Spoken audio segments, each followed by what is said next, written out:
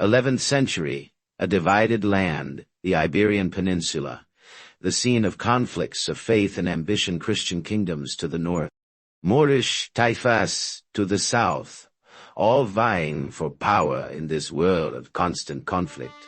One figure emerged, Rodrigo Díaz de Vivar, a man who would become a legend, El Cid, born in the small village of Vivar near Burgos around 1043.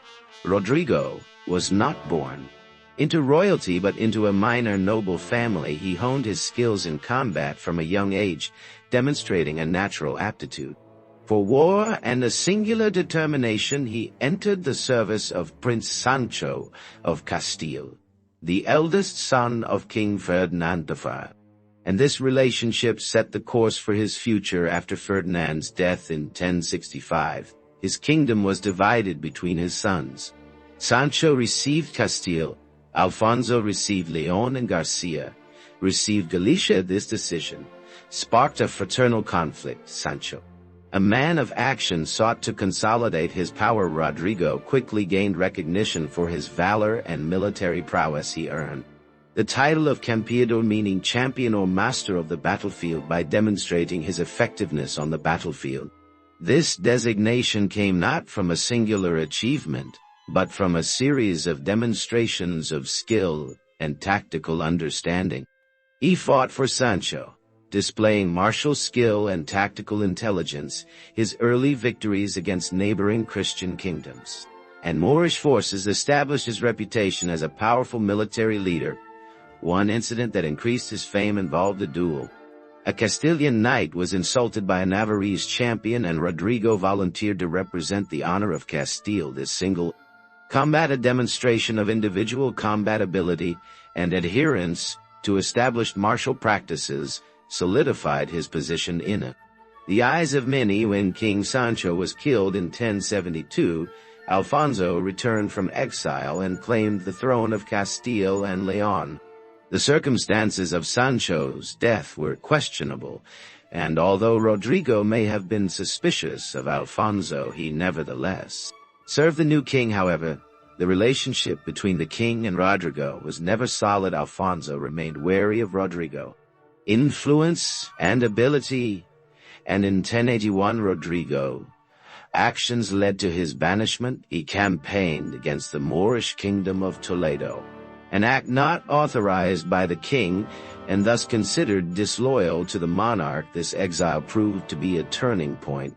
He transformed him from a royal servant into an independent actor seeking his own destiny. He offered his services to different Moorish rulers, and his reputation preceded him. He was known not only as a capable warrior, but also as a man of his word.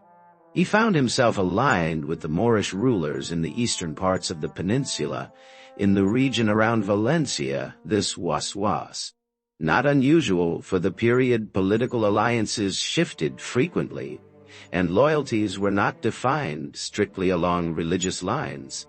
He offered military expertise to the Moorish rulers, and often employed his skills to their advantage. He was well paid, and allowed to build his own force. These relationships were often based on mutual interest. Rodrigo was not seeking to conquer or eradicate, but rather to operate within the political and military landscape to his own advantage. He was not a crusader in the traditional sense, but a pragmatist. He made deals, fulfilled obligations, and was able to build up a large force of his own, including both Christian and Moorish troops. His most famous achievement is the conquest of Valencia. This was not a single dramatic attack, but a series of calculated moves and sieges, demonstrating both military power and political maneuvering. He managed to take control of the strategic port of Valencia. It is worth remembering that taking a city in this period was a brutal task. His success was attributed to his careful consideration of the strategic situation, not just bravery. Rodrigo established himself as ruler of Valencia, a position he held for the rest of his life. He operated as an independent lord, He was known to the Moors as El Cid, meaning the Lord, a title that speaks to his authority and power. He collected taxes, implemented laws, and ruled with a firm hand, earning the respect of both the Christian and Muslim populations under his rule. Even in his later years, El Cid remained a force to be reckoned with.